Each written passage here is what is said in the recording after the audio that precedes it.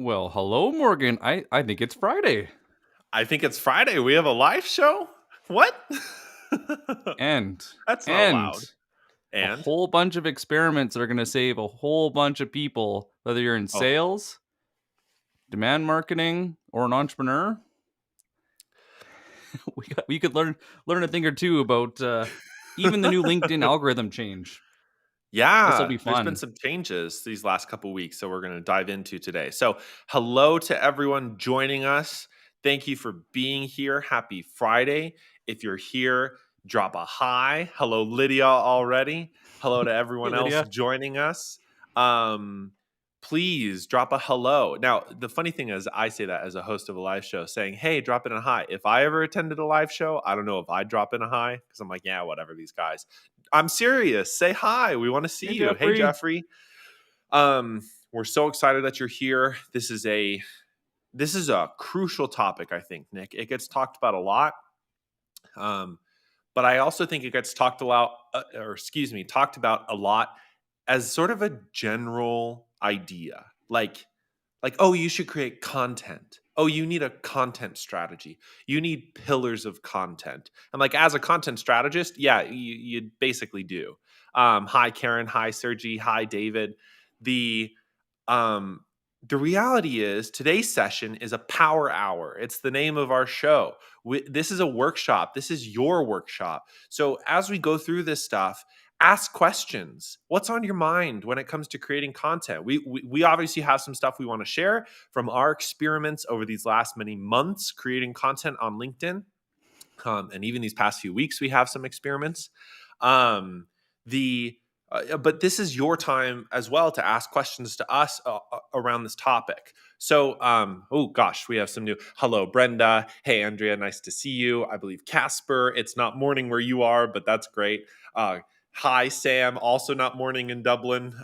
Thanks for joining, and Yeah. everybody else who's here.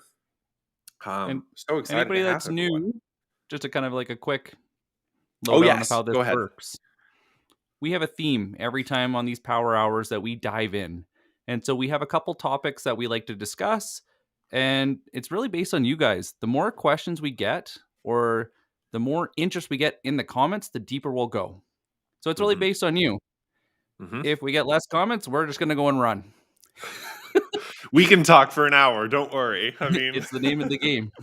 indeed. All right. So, where I wanted to start today, Nick, Hmm. were three principles of content creation on LinkedIn. Okay. Because the Okay. title of today's Power Hour was creating content for LinkedIn social selling. And so I thought, what are the fundamental things I wish I knew when I got started creating content out here? Number one is content is a tool. It is not the whole strategy. You can do so much on LinkedIn. You can connect with people. You can attend events like these. Hi everyone. You can comment. You can post videos, and of course, you can post content. You can research people. You can find profiles. You can drive conversations off the platform. You can use Sales Nav to build account lists and lead lists. I mean, you could. This is a huge platform with such massive opportunities. Content is just a tool. It is not the entire strategy. And this relates too to the second principle, which is commenting is content creation. So, principle one is content's just a tool, it's not everything that you do on here. Principle two is commenting is content creation. I get all psyched out about this. Maybe you do too, Nick. But the terror of the blank page, right? You're like, "Oh my god, what should I post?" Okay? Comment, comment, comment. Just comment. That's content creation. I actually ran an experiment about this week, Nick. Yeah, Um, crazy results too. so we've recommended in past live shows for those of you who are new here to do 5 to 10 comments a day on especially the accounts that you would like to sell to, or the accounts that you would like to connect to, or the influencer accounts that they follow, so you stay in front of your audience. What I decided to do this week compared to the last 2 weeks was I would still post content. I'd post my images, my videos, my text posts, but I wouldn't comment. What happened? Well, number one, my profile views went down. My inbound connection requests went down. Number two, my number of meaningful conversations went down. Number three. So when we think about content creation on this platform, it is not just about posting stuff on your own feed, right? It is commenting on other people's stuff. That's content creation as well. And we'll dive into a little bit about how to do that. Again, it's something we bring up all the time. And principle 3 is content fundamentally is about value shared in 10,000 ways. So content is not content's not just one thing. It is all about value. So I follow a bunch of SEO specialists out here on LinkedIn. I am not an SEO specialist. If somebody came to me and said, "Morgan, would you do SEO for me?" It's not for me.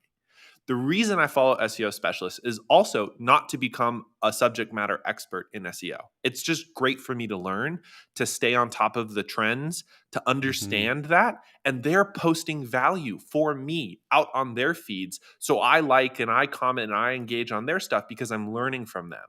But value is all about who's it for and what's it for. Who are you actually trying to reach and what is valuable to them? So for those SEO specialists, their audiences, me, and people like me. And the value is that I'm learning stuff from them about how to do better SEO or all the tips and tricks of the modern way. And that's true no matter what kind of content you post, right? Whether you're like us and we have a little Power Hour live show and we're doing repurposed content, or you're a sales professional and your company sells a super important tool, building value is demonstrating that in 10,000 different ways. Don't restrict yourself to one kind of content. Don't restrict yourself to one kind of posting or one kind of value delivery. It's time to experiment. Throw off your shackles and have a little fun. It's a big party out here, in case nobody told you. You're allowed to have fun on LinkedIn. So, um, anyways, those are 3 principles, Nick. Content is a tool, not the whole strategy. Commenting is content creation, and content is about value shared in 10,000 ways. It's Did you interesting have? that from the Yeah, marketing from marketers, they say that content hear a lot of people say content is everything. But how could it be? In sales, it's all about strategic value conversations, the right information at the right time. Because really, in sales, it's change management. And is what you're selling worth the amount of change required to get the results from what you're selling? And it's hard to right. say, but content can be a really good accelerator of that process if it's timely and it's respectful. But in sales, a lot of time, like me and Morgan were talking in the pre-show, a lot of my content is direct. And so posting content online indirectly to go and get people to come to me is very foreign. Hmm. And we might create one piece and send it out, whether it's an email, a LinkedIn DM, or back in the days of direct mail. I love direct mail campaigns. Don't. Yeah, and gifting still, like Alice, there's lots of Oh, relevance totally. still today, but there has to be a reason. And if we're going through this content creation and you have a proper account strategy and you're routing into those deals at the best place possible, what do they need to know? Mhm. What do they not know now that's going to separate them from where they are today to where they want to go? So just kind of keep it in the back of your brain as we're going through this. What are the experiments you need to run? What is that value that your customers need to hear to really understand where that comes from? Mhm. Well, and that's interesting too, because I'm so used to the indirect approach in as a marketer. I'm so used to like, here's some value. If it's useful to you, come have a chat. And lots of content creation, whether you're commenting or you're actually posting out on LinkedIn, is indirect. It's not a direct, well, rarely is it a direct pitch. Like every once in a while, when it actually comes to the sale, influencers, other people will say, I've launched this or I'm offering this. DM me, follow the link in comments, whatever. But as a percentage of content on my feed, it's probably less than 5%, less than 1%. So most content on this platform is indirect. It's people who are sharing value to their audience, and that's crucial because again, it's a tool. It's not the whole strategy. You have so many other ways to do direct approaches as well. You can still do direct stuff with comments or direct stuff with content, but you also have your DMs and you also have emails and cold calls and all the other stuff like you can make It's all offers layered with. in. Content is just a tool, right? It's one thing that you can use. Um, I have to say, though, I have to admit, I think the biggest roadblock, and we put this in the description, to creating content on LinkedIn is imposter syndrome Hmm. or sort of a variation of it. There's this beautiful book called The War of Art that Stephen Pressfield wrote. And in it, he names that little voice that we all have, the resistance. And the resistance is that little voice that says, "Nuh-uh, don't do it. Stay small. You don't need to post it. It's not good enough.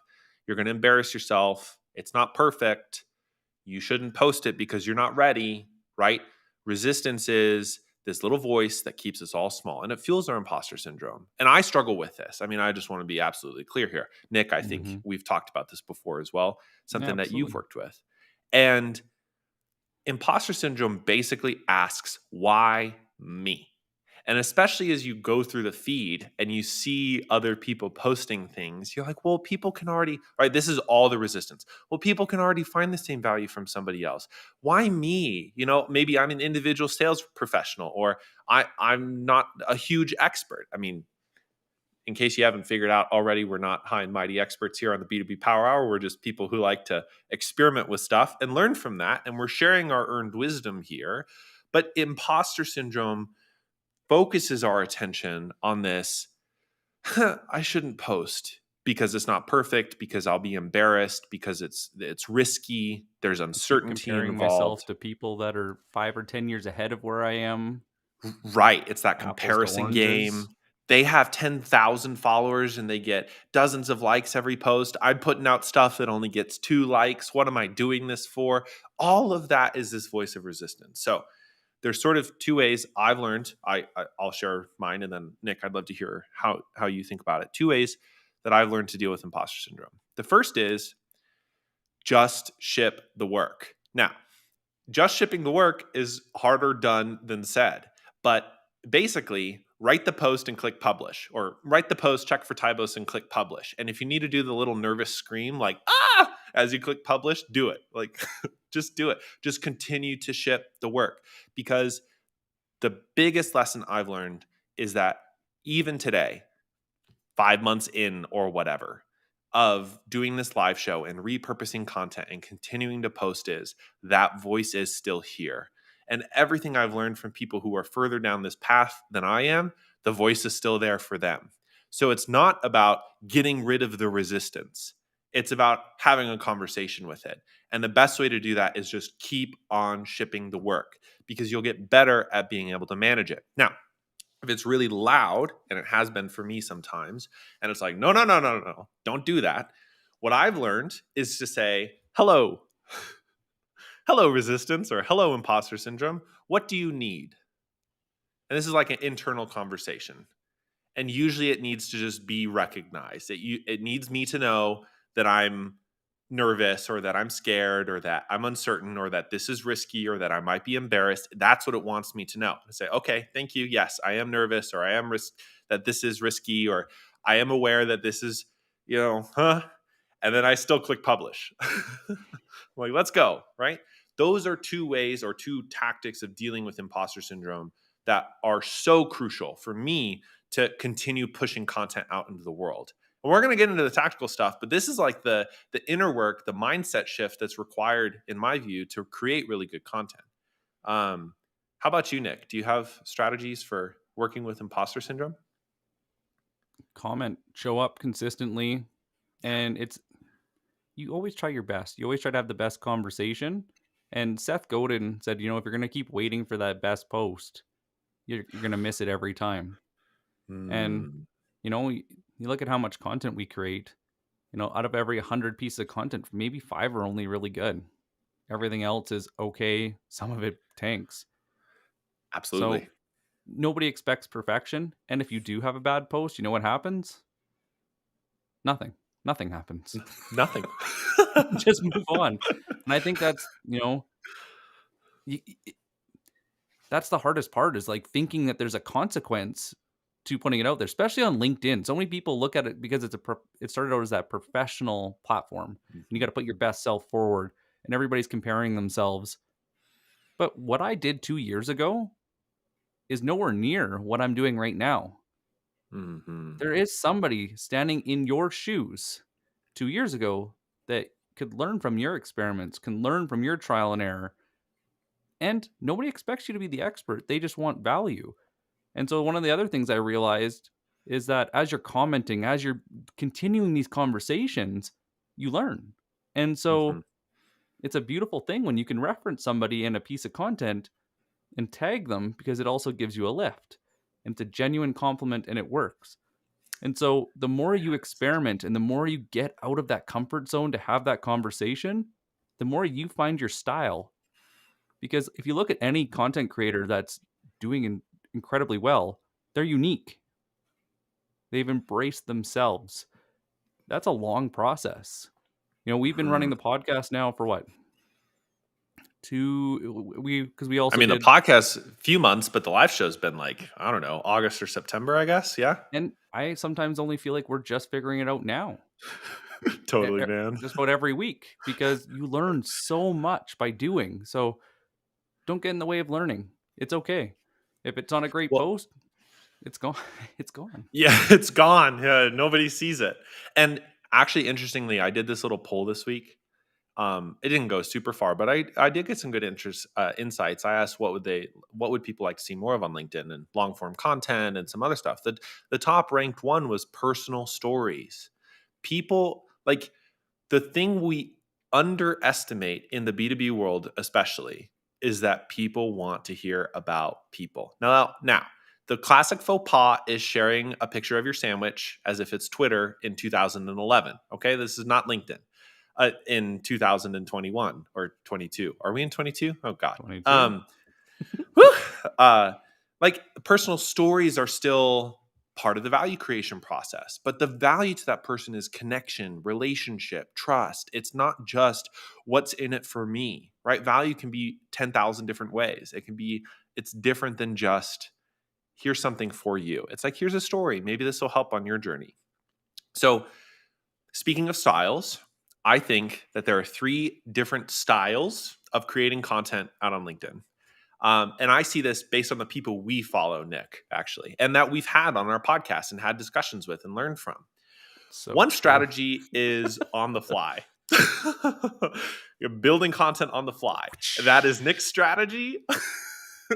And it works great for you, right? When I'm in the comments and I'm having all these conversations and I'm active in the community, I can Yeah. shoot from the hip because Hmm. I've already practiced this conversation 5, 10, 20 times. Hmm. But if I'm not as active, I have to go and change my strategy, which I believe you're going to be going to number 2.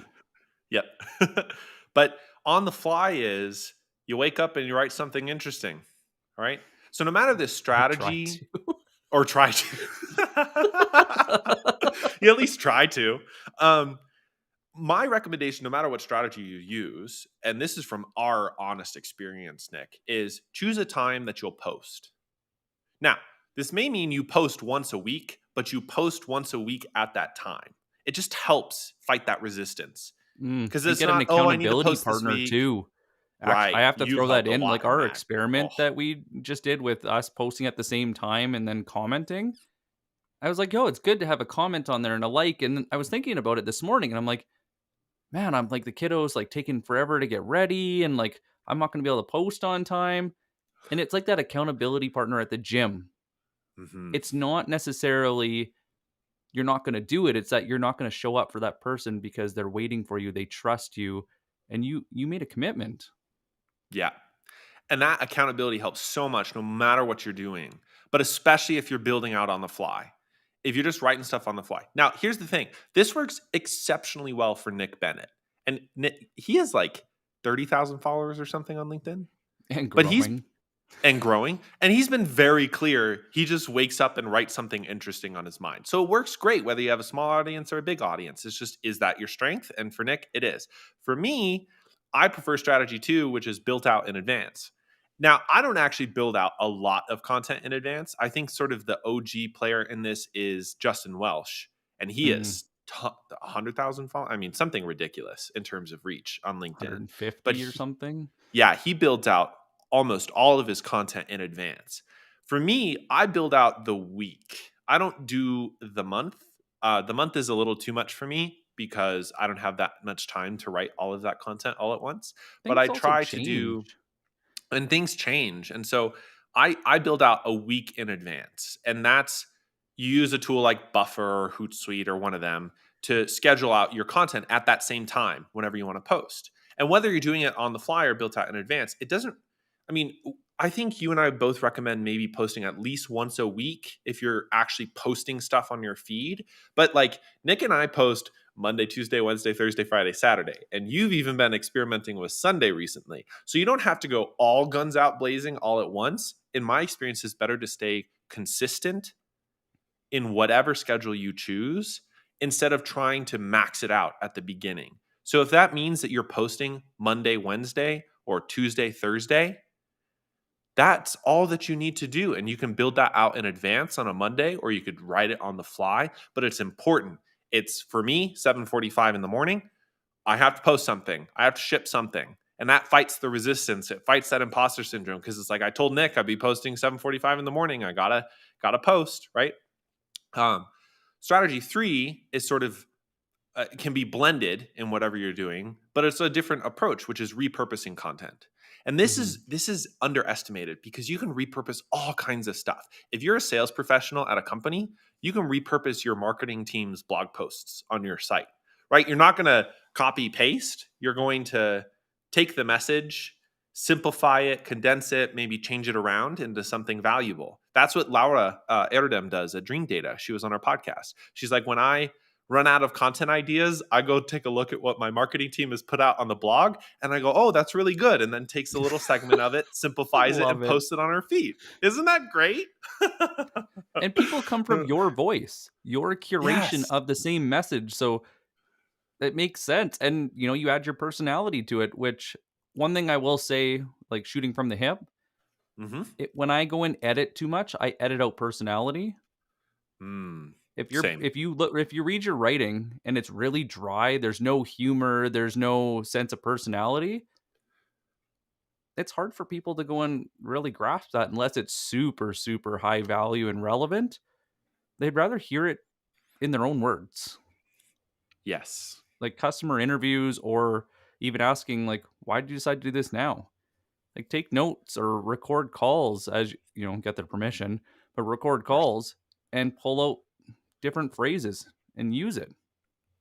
Well, and actually, that's interesting. Candace had recommended that in her conversation because she was taking like customer interviews and then just anonymizing the insights. So the other day, I talked with software engineer in California. No company mention, no kind of industry mention, just like a position. And here's what I learned: three key insights, couple hashtags, post. That's repurposed content.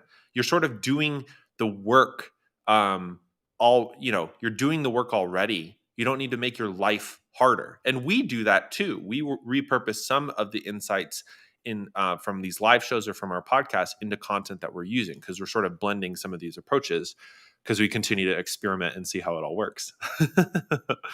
um Lydia had a good oh comment. Do you want to dive into that? Lydia's. Yeah. Yep.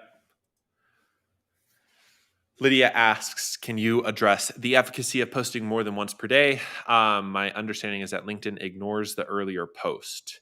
So I'm not 100% sure about whether it ignores the earlier post, but I have never seen good results from posting more than once a day. Unless you have Um, a huge following True. and the following is in different time zones.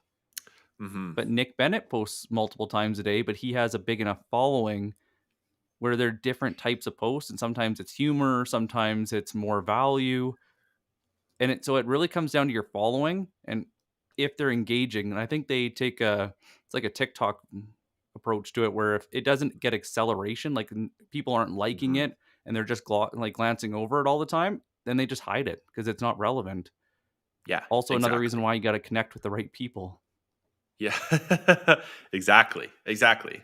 And, yeah, that's couldn't have said it better myself. Alright, anything else that you wanted to add about the overall consistency or cadence, Nick, before we dive into different types of content? No, people just learn to what to expect from you, what type of content, what tone of voice you use, how they can interact with you and have fun, or what they Mhm, can expect to learn. It's very mhm. simple. And then the only thing I would say is comment, but I'm sure we'll get more into that because Oh, it's really yes. underrated for how effective it is. Absolutely. Alright, so this next section, disclaimer, is based exclusively on our experience. And actually, that's kind of fun because Nick and I every week are running experiments like this last week that I took off from commenting to see what that did to my profile views. And we've run different experiments and trying to get a handle on the LinkedIn algorithm. Our sort of uh, cadence or our sort of mixture is text posts do really well, although that might be changing a little bit. Posts with images do okay, although that might be getting better. Yeah. Videos don't get a lot of views, but get a lot of engagement.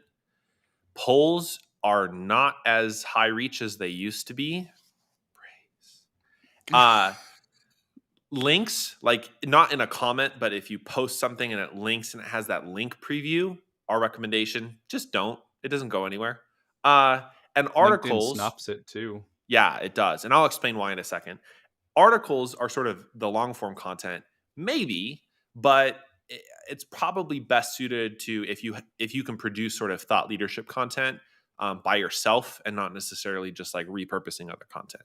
So to sort of go through each of those in a little more detail, we've seen in these last couple of weeks a bit of an algorithm change um, when they updated their user interface Even more than a bit. where a little more than a bit actually, where text posts do not have as much reach as they used to. Now, that doesn't mean text posts are bad. It's just that compared to the last like 3 months of us doing text posts, in terms of views and engagement on those compared to where they have been these last couple of weeks, I'm not as impressed as I used to be. The most important thing in my view on text is that it's readable. So the classic LinkedIn influencer formula is like a sentence every line, which is frustrating, honestly, to like actually read through that. But if you need a good hook, you want somebody to be interested in that content, and then you want to make it readable. And I know Eddie's in the comments today, and this is something I've learned from him, especially on email or especially on text. Right? Think about the mobile experience. If somebody's on their phone scrolling LinkedIn, how easy is it for their brain to comprehend what's in front of them? And a little experiment I had run was I had like 5 or 6 text posts that had chunks of text, like proper paragraphs almost, and then I had 6 or 7 text posts that were far more readable. And those 6 or 7 performed a lot better. Not only did they get more views, they also got more engagement and more insight. And that's because as somebody's engaging on the platform, it's easier for them to sort of scan, read, and engage than it is to get into the dense paragraphs of content. Um, Images are sort of similar, I would say, although the image can be fun or funny or a little sketch or something. I actually kind of like the meme content that some sales professionals are putting out. I'm not a That's sales good. professional, but I know you really like that Gotta give me kind of content. and actually, can I pull up Amy's comment because this actually Oh, applies yes. directly to it. Yes. Amy asks, I see a lot of people posting personal content on LinkedIn. It seems to get a lot of traction. What are your thoughts? What are your Most of it's a thoughts, Nick? story. Hmm. Everybody looks at B2B as business to business. It's not. It's person to person, but that person is accountable to a company, so they're for lack of better terms, they're trying to save their ass. And so they Hmm. got to prove value. What's the value they bring to the company? But with personal stuff, it's telling a story. It's easy to relate to. It's highly relevant. Most content on LinkedIn isn't relevant, Hmm. or at least to the majority of people, and that's okay. But a lot of these personal stories, like being a parent or missing a bus or the hero's journey, there's a reason why Disney goes to these stories all the time for their frameworks. It's because they work. It's easy for us Hmm. to relate, and it plays on our loss aversion and our desire to better ourselves. So it's good to have personal content. It also adds more depth to who you are. I think that's why Nick Bennett, Will Allred, so many people have, or Gary Vaynerchuk, when he actually dives in to let people into his life, because it makes you real. It gives people something that they connect with. I don't know, I didn't hide it, but I just never talked about, I competitively brew. I'm a home brewer. Hmm. And it's funny, every once in a while, I'll get a message like, "Hey, I was listening to something and I heard that you brew. Tell me about that." It's like, sure. But it's because it's Sure. relevant Yeah. to them because they're either interested or they do it too. And Hmm. so this is why it's also good to change your content up with personal stories and display more of who you are, because it makes you more interesting. When you step into a boardroom and you have, a little bit of chatter, somebody's like, "Hey, how's it going? What have you been up to?" "Good." "Yeah, okay." Doesn't make you Hmm. likable, which brings down that trust score. So, a And lots of that's what I trust. was about to say. Like, and I know we'll expand on this in a second, but like, content is about trust. Value in 10,000 ways is not about direct response value. It's not, here I have this thing I want to sell you. I want you to pay attention to me because I can teach you whatever. It's like, they're people. Like, how would you approach this if you were in an actual networking conversation? And those are terrifying for some people, so maybe that's not the best example, but if you're actually in a room with someone, are you going to approach them and say, I woke up at 4 a.m. this morning and I showered, and the classic influencer post of like, look at me, how good I am. Like, that's going to rub people the wrong way, and it does, and it gets traction for its own reasons on a platform like ours.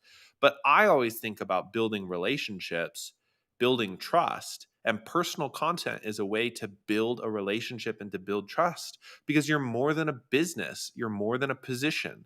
Like, for me, the stories that get told allow us to connect with someone on a personal level, so that when their stuff comes up again, our brain makes a little connection. It says, I like this person, I want to pay attention to this person.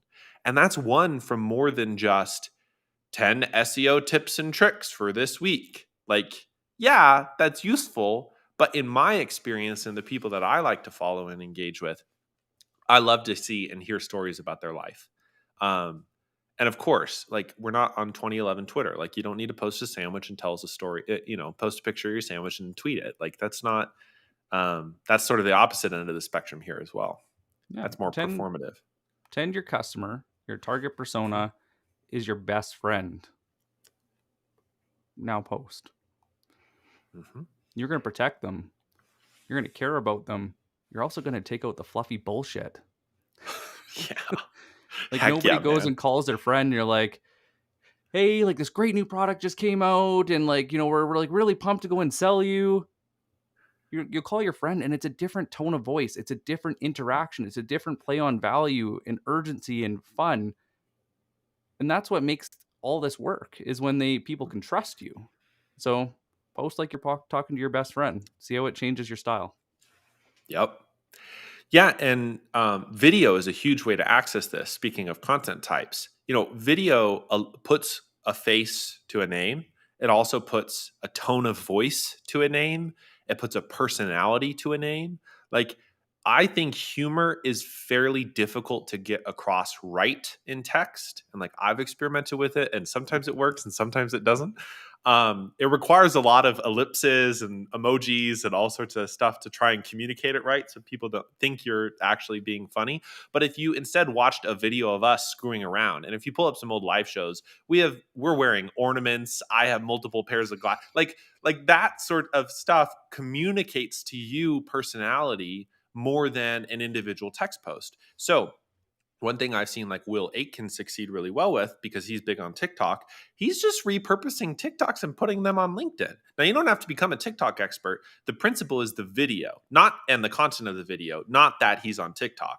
It's that he's repurposing stuff, and he's providing value, he's providing a laugh, or he's providing something interesting that engages with him as a person, as a personality, and allows us to build a relationship to that person without necessarily meeting them in person. And that's why video is really powerful, even though in our experience, the views don't get us as many. I mean, we get good engagement, but in terms of like overall, I don't know, views and impressions, they're pretty low compared to the other formats, which is fine. You know, there's different ways of engaging. Can I bring up Um, Lydia's comment for? oh, yes. Lydia asks, "What's your advice for people who aren't comfortable talking about their personal lives?" Can I tell a story really quick? Yes, please. So, I would say I'm definitely not uh, somebody who shares a ton about my personal life, but the difference is not the point of a story is, in my experience, not. Um, I just saw Lydia's comments about our quaffs. Wow. The sorry, folks. I think it's about telling stories in your life. Like one of my best early posts was telling a story about a local chicken sandwich shop. That's Great personal content. story. That has nothing to do with my business. I was just like, look, this is a great story about customer service. And they just killed it. And if you want it, DM me, right? I'll find it for you. But basically, this local chicken shop just had a great customer service experience. And I said, what a great story. Let me just write up this quick story and share it out. That to me is borderline personal life content because the story is told, I was visiting this local chicken sandwich shop. Here's what happened to me. It has nothing to do with business. It has nothing to do with value provision. It's just like, oh, this happened to me. So there's different ways, I think, to access those personal stories that isn't like, here, let me tell you about my mom. Or like, here, let me tell you about my family, or anything that's a little more intimate. Like, that's not necessarily the expectation. It's just stories about what's going on in your life that isn't just directly related to your business. Do you have anything to add, Nick? Yeah. You can also just add personality to your posts, whether it's your tone of voice in your video or your let your quirks show, whether whatever you're doing, right? And so you got to really understand like who's your audience? Are you talking to peers or are you talking to your customer? What type of customer? How specific are we getting?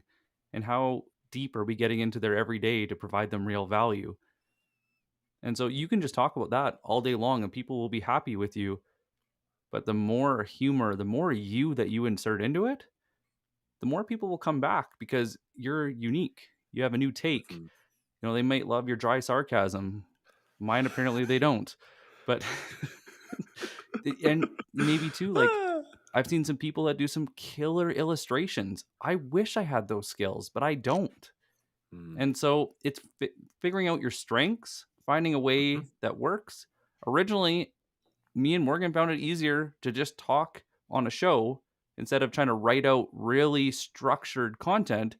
And then we cut it up with a great software called descript.com. Amazing. And then Amazing. that was it. And then Yeah. we started experimenting with, do we write a little bit of text with it? What do we do? But it was just simple, and we've just tried new things over time, and we just find that the more personality that we put in and the less we hide back, Mhm. the better the relationships get. Maybe we don't get as many, you know, comments, but the DMs that we get are worth The DMs we get are definitely worth it. Oh yeah, 100%. it. Um, do you want to tell the little hack you've done on polls recently, which is very interesting? So people, when you say something that's too obvious, people are like, "Yeah, I've heard this one before." Mhm. I've realized that you can get really nitty gritty with a poll because it gets into psychographics. So do people like me think like this? People like me do things like this. But give them a binary choice. There's only A Mhm. or B. Are salespeople born or made? Mhm. But what I realize is some people want to stay part of that. They want to be part of that community, but they don't want to pick because it's so controversial. So let them opt in. So what I've started doing is show me the answer. But what it teaches me is some people are really curious. Like I had a poll that went crazy that was on what is Mhm. an acceptable closing rate? And I realized from that poll that it was a really deep, dark gray area that was a sliding scale of whatever was convenient to the We did person a that was whole telling live the show. story. Yeah. We did a whole live show on that. Yeah, it was crazy.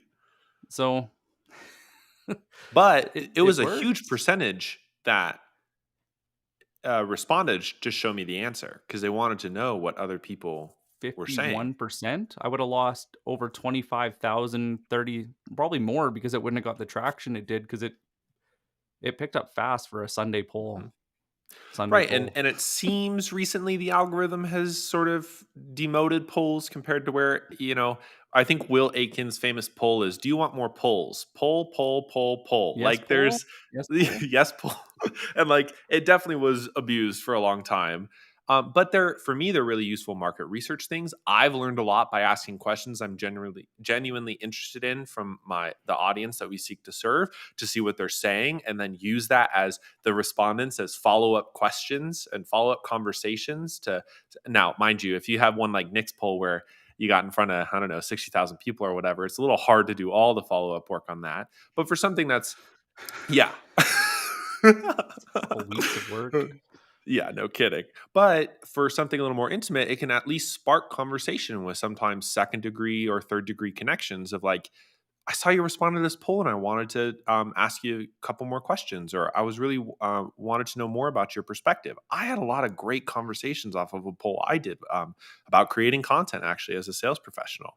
The reason that I don't like links is it's the old principle that if you're trying to shotgun content across your platforms, you're not going to succeed. And this is a very 2010 playbook. But what used to happen for the uninitiated was somebody, a marketer or a social media coordinator, would create a blog post for SEO purposes, and then they would schedule it inside something like Hootsuite to just post a link with a short caption on every conceivable social platform. This makes me And think of the thing that, like, the older generation won't understand, but the oh older yeah, generation will understand, but the new won't, the yeah, dial-up modem. the This is like the dial-up modem. dial-up modem of content. Totally though, and it worked. That was what was crazy. It worked for like 6 months or a year. And then the algorithms got smarter and realized that scrolling through a feed that was exclusively links didn't keep people on the platform. That's why they demote them, because they want you to stay on the platform. So if you're sharing links, we always do a link in comments below. Like, we have a company page for this and we promote excerpts from our podcast. And instead of we share a little video excerpt, and then we put the links in the comments below. So if there's something to a link, you should just post it in the comments. It shouldn't be the main post, because the post will get demoted in the algorithm because they want people to stay on the platform. Mhm. All right. I think that's all types of content. That's all I want to say about that. I think it's best to spend the last part of our time thinking about value and how to create content, and like, what do you actually say, what do you actually do, why are you doing this, because it's the the key, the golden little nugget on what makes content work. And if you'll allow me to kick this off, Let's do it. I think content is about trust at scale, because in my view there's really only two ways to build trust. There's sort of an indirect version where people get to know you and get to know your value through your content, or Lurking in through the direct, background. right? Or yeah, lurking in the shadows, right? um, or having one-on-one conversations. The problem is that, obviously, and Nick, you know this as a sales professional, the best way to create value is through one-on-one conversations. Obviously, right? It's building trust, it's building relationships. People get to, it's that human factor. The true personalization.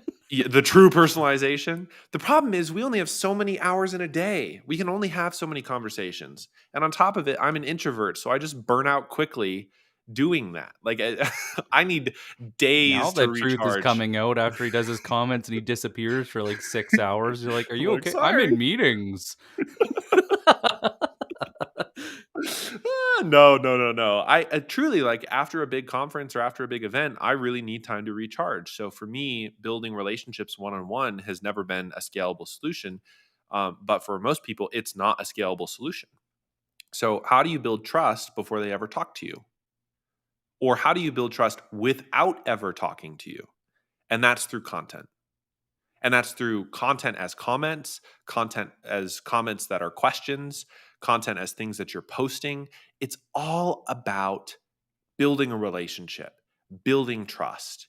If you one of the questions that I ask in branding workshops and positioning workshops that I do is, after they figure out their exact clients that they really want to work with, I would say, if you only had to select a couple of them, like 3 of your 5 actual real people that you want to work with, and you had an hour to spend with them, what would you do? Would you teach them something? Would you work with them on something? What do you want them to know? What do you want to provide to them that's really high value so that they trust you, so that there's a relationship there? That question fuels so much of the content that I write. Because for me, it's asking, what is valuable? How do I want to approach this room of people? Because at the end of the day, LinkedIn's just a very, very big algorithmically determined room. And we have this opportunity to build trust and relationships with folks. And so our content should be about providing value in that time that we have together. Value as stories, value in 10,000 ways, value as stories, value as videos, value as insights, value as experiments, failures. Oh my God, the amount of earned wisdom we have from doing things wrong, like not promoting our podcast for 2.5 months. Who knew? Who knew you should promote your podcast? Morgan, we screwed up. Yeah, We we screwed screwed up. up. Time after time, like we just like don't. I it's okay to not do it right. That's what we're saying. But ultimately, you have this opportunity. What do you want them to know? And Nick had asked us earlier in the show, which was the sort of strategic question you've posed to me before, which I've loved, is what are the 10 things they should know before they talk to you?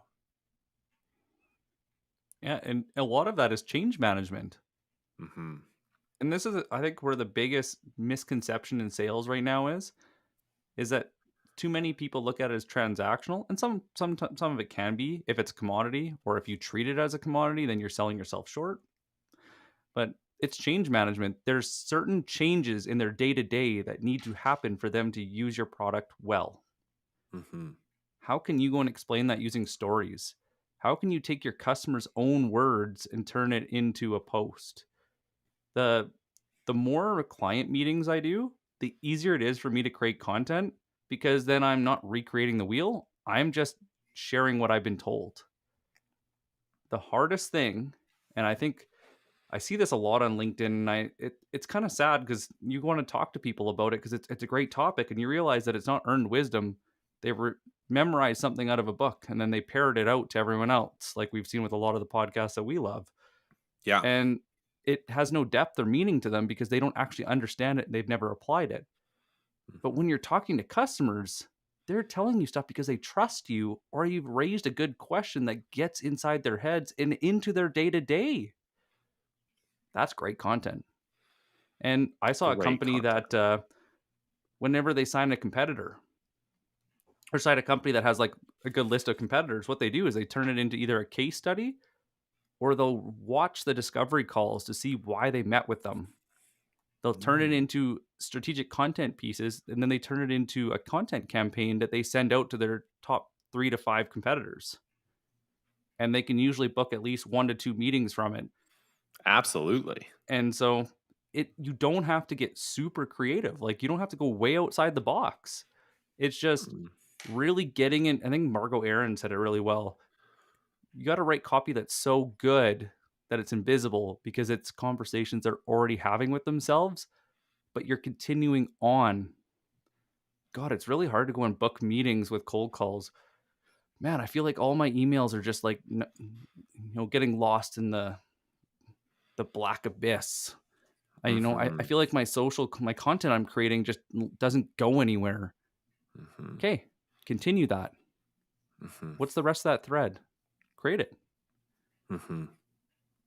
Have And just fun. add your perspective, because if you're like me, hearing what Nick just said, the little voice, that resistance pops up and says, well, you don't have really a unique perspective to add on this. That's not the point. That's the resistance. You do have a unique perspective. It's your perspective. Your perspective and your value could sound like somebody else you follow, but maybe the people that follow you don't follow them. That's okay. Just continue that conversation. Extend that value. Start matching that in marketing speak, matching that internal narrative of your audience, right? Championing it, being able to say, yeah, I experienced that too. Here's what I did. Makes me Actually, think I've of seen some, wrestling, like the yeah, people's champion do the do do people's. do comes out, and he's like, and I honestly think that's why Nick Bennett has Yep. grown so fast, so quick, because he's not pulling punches, he's not hiding from the fact. He's just Hmm. telling the real deal, helping people go through what he's gone through or what he's seeing. It Hmm. works. And like Do you want to Chris pull? says, Oh sell yeah, like a content marketer, market like a salesperson. just about to say that. Yep. It's gold. Thanks, Chris. Yes. Absolutely. I will throw in the caveat of a content marketer that has met a customer or at least Well, knows what I mean, the classic faux pas of not actually ever having talked to customers. Do you want to throw up Lydia's question really quick? Because this is a good one. I saw Oh, Eddie had commented on it really quick. Lydia had asked, how about posting sorry. from your company and sharing as an individual? Agreed with what else was in the comments.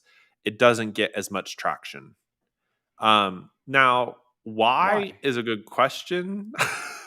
It's something we've experimented with a little bit, and we've had guests on the show that get tagged in our company page updates, and then the difference in traction from them literally posting the same content with a different caption, like the same video with their own fuel versus just resharing what somebody else posted, doesn't get as much traction. Do I know why? No. Is it super important? Oh, Nick, do you know? Psychology. Think about it. Oh, People like look at how many times you go on sales nav and you go and sort by people that are posting, go on homepage, sort by lead lists, and you look mhm, at mhm. the garbage that they just reshare. Dead People on. follow your Just company if they want your company. People follow people because they're interesting. If you're not adding your own 2 cents or you're not adding like some type of point of view, what's the point of that post? The right. algorithm drops it because it doesn't scale quickly and it sees that it just drops. It also is redirecting to a different page, so it's going to pull them out of the algorithm. So there's part of that too, but you got to look at the human interaction, the trust, and what you want from it. So if you're Mhm. posting, like, look at all of the B2B Power Hour posts that took off, and you see lots of Mhm. comments and engagement. Look at how it got shared. When they share, when Eddie shared, when Will Mhm. Allred shared, they shared, Mhm. but they added their own point of view on top. It's like content stacking. You're continuing the conversation, you're threading. So every additional piece adds more value, and all of it comes together to be one hell of a read. The problem is, people are just blankly resharing and they're selling themselves short because they're not adding their unique twist. And so, I didn't even put that together. That's just brilliant. True, because if I followed somebody who only reshared stuff from other pages, I would not follow that person. It's true. It's like, why am I following you? You don't add anything unique. I should just follow these other people or follow the company pages if I'm interested. Dead makes on, me think Nick. of your dad. What do you Oh, do? What do you do? What do you do? the classic networking question. What do you do? It's like a parrot. That's the joke. What do you do? What do you do? It's like, oh, shut up. I don't want to. No, I don't want to deal with that. Yeah, and Eddie, Um. awesome hook to start. You have to give Yep. them a reason to read. Hmm. Yeah, building threads like Twitter, Lydia. Hmm. Absolutely. I actually think this is going to get bigger now that people are posting more videos and people are doing this on TikTok. So it's becoming Hmm. more common practice that we're going to see this, and it's I hopefully it won't be the one up scenario, but I think that Mm. there's a lot of content where the content creator had a specific target that they wanted to hit, and you can respectfully continue. Yes. And I think this is going to be something fun. And I don't know if it's going to be something that's got done more with videos, but I think it's going to be mainly just text, text at Hmm. scale.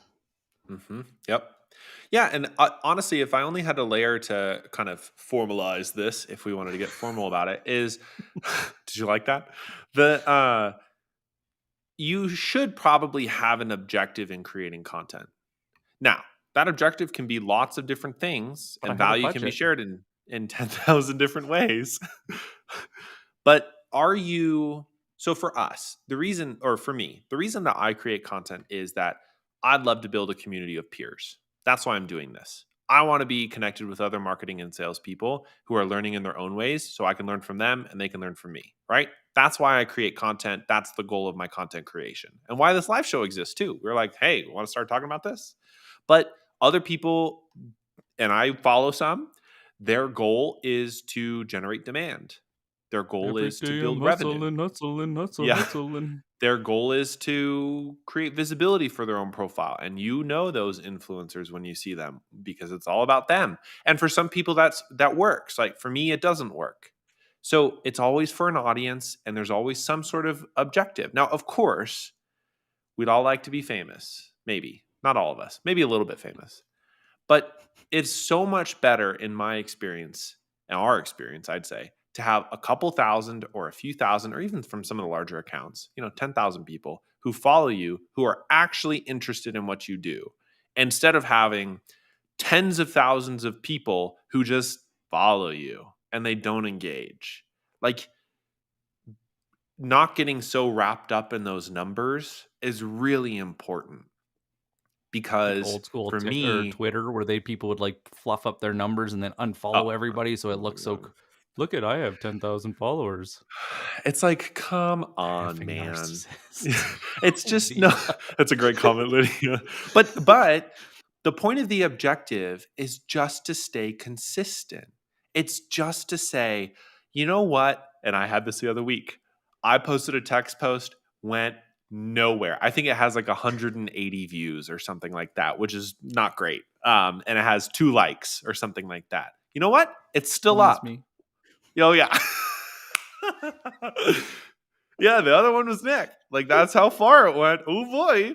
But the point of it that is it's just one post. It goes away. It's no big deal, right?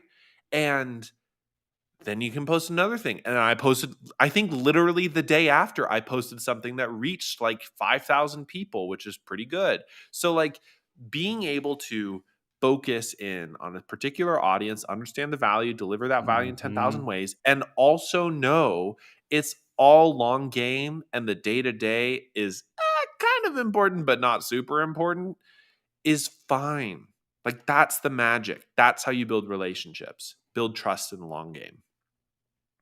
You can still win in the short game. I mean, yeah, that's true. Well, and so I want to add this in because we didn't talk about it, but one of the most beautiful things you can do right now is unexpected value. Mm, It's not new.